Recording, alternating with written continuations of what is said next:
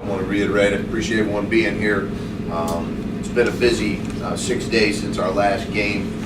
Focus has been on recruiting, taking care of business in the classroom, and setting our personnel at a few key positions, especially on offense. The focus has been on ourselves individually and collectively as a team, and getting ready for UConn.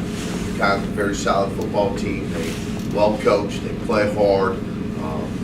And certainly our players and our coaches are excited about getting back out there and playing. And this gentleman sitting next to me, Kahlil, who I'm extremely proud of his effort.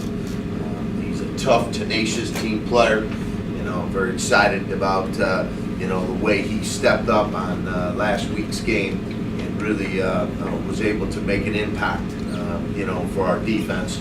When I look at our defense, the thing that stands out more than anything is that we put our defense in 5 sudden change situations, and they only gave up 3 points, which says a lot about his leadership along with his fellow teammates. So with that, I'll open up for any questions.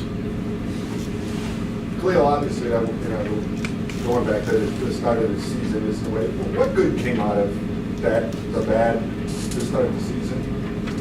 How has that influenced you for the better?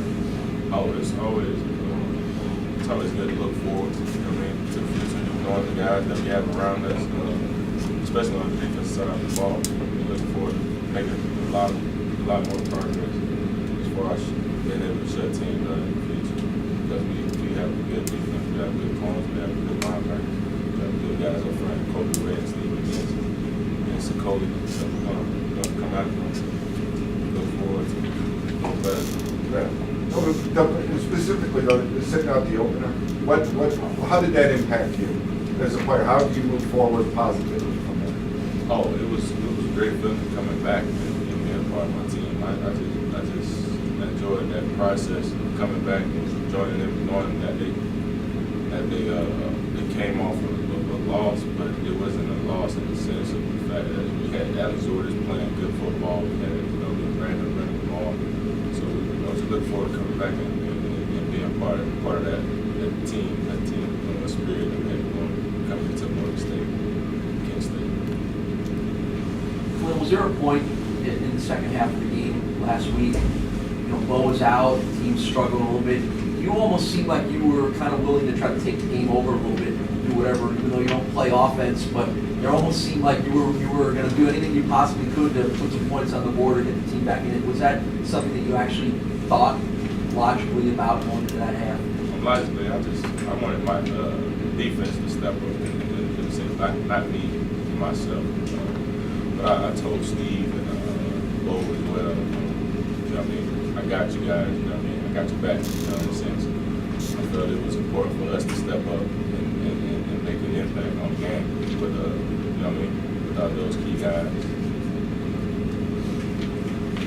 Can you just update us on, Bo is probable, doubtful, where is this going? Well, it's day to day. We're going to have to wait and see. And that's been a big, our preparation has been, to plan. I fully expect him to be on this trip. Whether he plays in the game or not, we're just going to have to wait and see. And then what happens after that, and so on and so forth. We got one of the best medical staffs, that would do what's right, help him. I know that the young man is, he's a tough kid. We talked to him today. He's playing today. But we're going to have to wait and see right now. What about Means? Means is okay. The 2 guys right now that are definitely not going to play this week, and there's a good chance that it'll be extended beyond this one game, was Fred Lee and then Boomer Brock on the offensive side of the ball. Those are the 2 guys. Means is fine. Everyone else is fine. We know Bo's a day-to-day. We're going to wait and see kind of how he progresses through that process. But everyone else is good to go. What was your analysis of what happened offensively in the last game? I mean, Alex seemed so composed the first 2 games. It almost seemed like the adrenaline, right off the get-go got the better of it. Yeah. And then Alex was very accountable. The one thing I appreciate is young men. And this is a team that has a lot of leadership in it. And Zordich is one of our finest. And he took a tremendous amount of responsibility from that. But there's other guys out there that needed to play better. We were off the mark. You know, we just weren't as accurate. You know, there was times that, you know, we didn't throw the ball in the direction of the guys that we should have. You know, and that's partly, you know, that's on me, that's on our coaching staff to make sure that they're locked into not just one guy, but multiple guys, you know, and everybody understands their role and responsibility. Nobody probably more than Alex Zordich. But we were off the mark, you know, caused, you know, we had, 4 turnovers, 3 interceptions, 1 fumble. Those things are always things that are going to work against you. And when you're struggling a little bit offensively, you know, you've got to take great care of the football. And some of those moments in the game, you know, they hurt us, you know, and that's really what happened offensively. I would have never expected it. I said it to our team. I didn't expect it. I watched this football team for the first 2 games. You know, everybody did. That just, you know, was just not one of our better, you know, executed efforts offensively. You know, and that obviously hurt us. You know, we can talk about the big game and all that stuff, but you know, it's simply about playing good football, playing consistent, steady, fast, physical football, and we weren't able to do that at times. And you know, I think our kids understand. I like the way that they're responding right now, and you know, this will be a very, very tough task for us. You know, but it's a good opportunity for our kids to come back and show the kind of football that we can play, like we showed the first 2 weeks. Coach, can you talk about where the wide receivers are at? I think you only have maybe 2 guys who are junior or senior, and Saran and Alex Nunes. So how much of it is it a battle for those guys to learn and grasp the game from high school to college? You know, it's not physical, it's mental. You know, it really is. And, the speed of the game, the accuracy, the precision, you know, the proper depth in the cuts and the signals, and there's a lot on their play, you know, and in balancing all the academic end of things and the quality of the school. And as you know, being a grad, it's one of the finest schools. And but you know, I can certainly tell you that it does take a little bit of time to get them in there and to get them comfortable with all the things that they need to do to execute. And we need to go ahead and play better football offensively. It's one game, you know. We need to be able to respond and bounce back, and I think those receivers are going to be tested. You know, this is a veteran core group of defensive players we're going to face. You know, when you look at their linebackers and secondary, every one of them played against us last year. You know, so and they do a good job of playing a lot of lockdown, you know, press coverage. You know, they load the box with an extra hat or 2, and you know, they basically say, hey, look, you know, you have to beat us in the back end, you know, in order for us, and that's what Western did. Western jumped up on them last week, and you know, did a good job in closing the game out. But they got some key scores in some critical times in the game, and then you've got to have to come, you know, play a little bit from behind, and you know, obviously that's one of the big things that we keep looking at. But this is a top 5 defense when it comes to rushing defense. Total defense. It's a top 25 team in scoring defense. So it's going to be a tremendous challenge. I'm excited for our players and our coaches and give those guys a chance. Those guys got to step up. You know, Nuts has got to do what he's been doing all his career, and you know, but he's got to bring others along. You know, Dixon and you know, Rudy Johnson and missing one there, but obviously our tight ends got to step up, and you know, they got to do a good job in addition, you know, to those other guys. So, you know, I'm excited about where we're at, you know, but at the same time, we got to clear our heads from what's previously taken place and get back to playing just good quality football. You mentioned the tight ends. Do you think they'll match up pretty decent if they'll make their opportunities against you guys? Yeah, we've got them involved in the game plan as they have been, and it was just unfortunate we didn't deliver on, you know, catching the ball. It's a pitch and catch kind of situation, and you know, a little bit high throw, a little late with your hands up to catch the ball. All those little fundamentals that could, you know, obviously cost you a turnover, and that's what happened in that game. Some key situations that we relied upon them in the games 1 and 2, they were able to deliver. It didn't happen, you know, Wednesday night. So we're going to just get back to, you know, coaching them up, loving them up, get them ready to play, and they're going to have to step up. And I know they're eager to prove that wasn't anywhere near what they expect, what we expect, and collectively as a football team. Kahlil, it seems like at the beginning of the game, the defenses that have focused on you, but your teammates have kind of made them pay for doing that. Is that helping free you up as the game goes on? Have you noticed that? I really don't notice that. We just go out there and give all our effort, especially defensively today. I've told many people many times, it's not just about me out there. We got great talent, man. Stockman, with emotion. It's just guys that come all over any part of the field they play. So it's going to be a great season, especially for us on the side of the ball. Kahlil, do you notice the teams are playing you offensively any differently since last year, since you started getting some attention, since your name has gotten out there, since you put on some of the performances you have? I mean, do you feel like, or do you sense that offenses are kind of looking at, we got to figure out how to slow 46 down first? In a sense, but I really don't care about that. You know what I mean?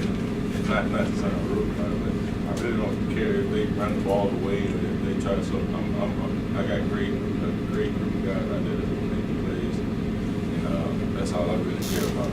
Winning, You for the last two games you played against UConn, you guys were able to stay in the games for a while, make some things happen. Obviously, in the end, not come up with the wins.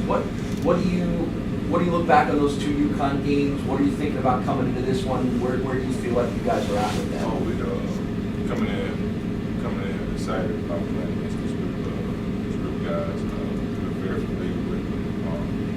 You know their tendencies, you know they like to do, but we feel very confident going in there. We can match up our guys with their guys and play some hard-nosed football. And they will get some stops, some key stops, and make some turnovers.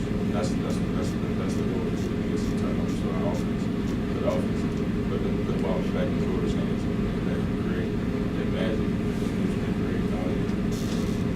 Well, they have been susceptible to the sack. I think they gave up six last week, something like that. Oh, yeah, like you didn't know that, right? Yeah. A chance to tee off, because you have to kind of figure, I mean, you look at their defense, Coach just said, I mean, it's a top defense. This is going to be a, nip and tuck game. Yes, sir. Looking forward to the challenge. I don't think that's really their style either. They had to throw the ball more than typically in the past 3 games. So I think you kind of put them in a little bit different, mindset. And that's credit to Western Michigan. They did a good job from that standpoint. But it's a different game. It's a different, it's a different day. It's a different everything. So we need to take care of our business. And I think you bring up a great point. When you got guys like Kahlil and the way he played, and you guys have all said it, that's what I'm most impressed with our leadership here. These guys that, like Kahlil, has taken his game to another level. You guys saw it, and I saw it, and that's why he's one of the best in the country. Much different coordinator, different unit, we know that, but how much of a difference has, when you look at the tape, has Whitney Sherry made just as a sophomore? 27 tackles, it's pretty impressive. Very impressive. We've done a very nice job. Whitney's really stepped up, and that's what you would love about these guys, that, when you graduate seniors, that there's a guy waiting, and we talk a lot about that, and that's part of our development, and I've brought it up many times. We've been working on his development from the day he stepped foot on this campus.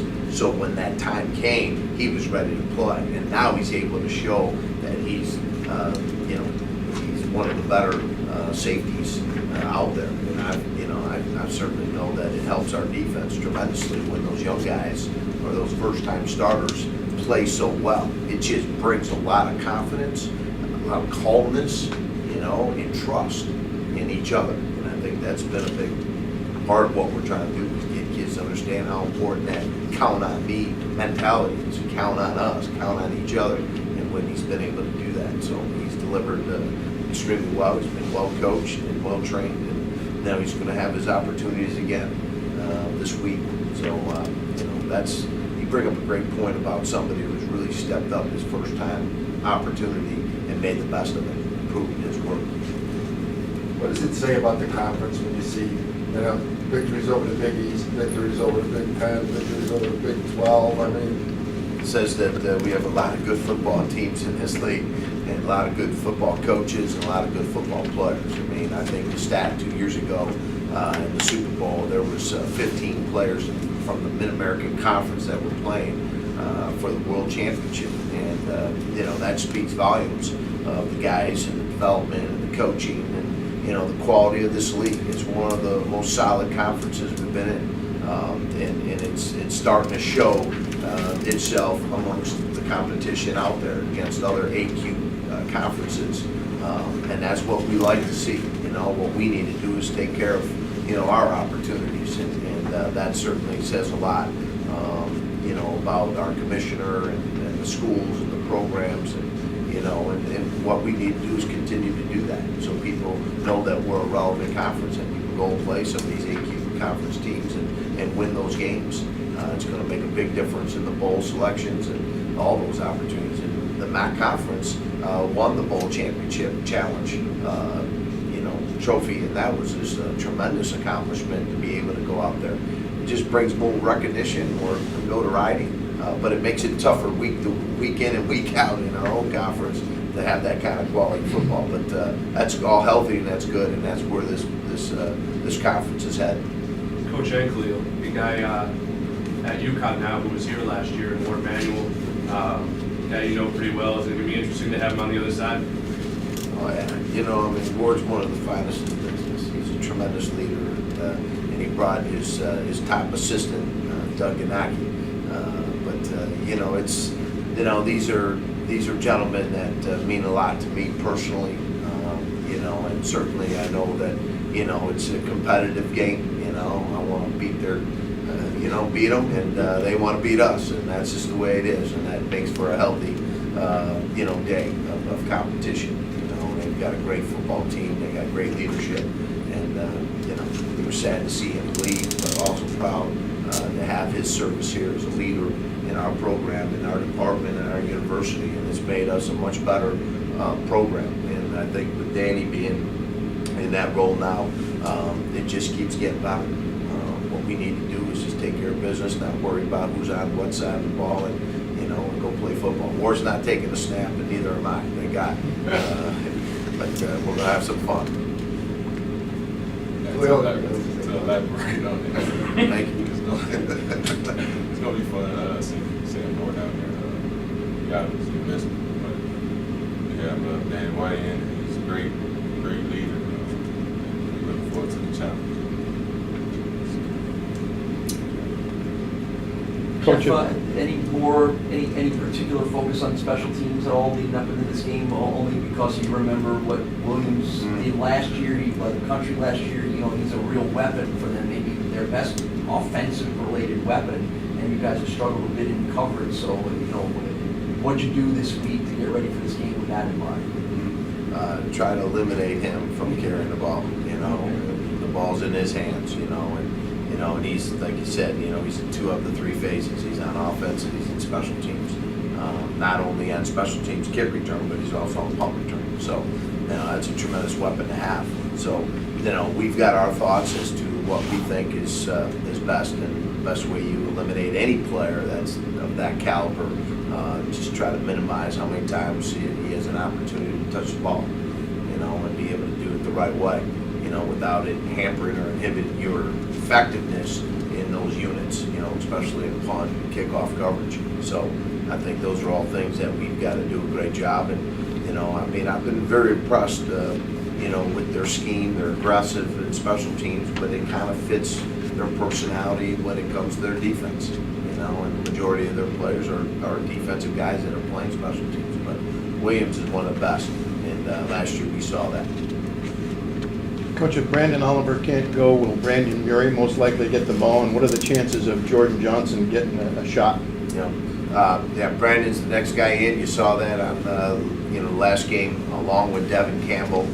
As a true freshman, both those guys have been in the mix for us. And Jordan Johnson is, we're working with Jordan. We develop every one of our players, but Jordan definitely has an increased role simply because of depth. And certainly, we've got to be anticipating to get ourselves ready just in case we have another situation where we have to put another guy in. Jordan will be ready to go. But Brandon's the next guy in, and, you know, I know our team is very confident in him, and I feel good about where he's at. You know, he's been a very steady competitor for us. He was our special teams player of the year last year. You know, I couldn't be more proud of the kind of work that he's put in and the kind of player he is. So then I know our players got complete confidence in him. But, you know, we're hoping to get Bo back ASAP, you know, and as soon as that happens, then, you know, we'll make sure that number 32 is carrying the rock again. If not, then Brandon and Devin are going to be the guys.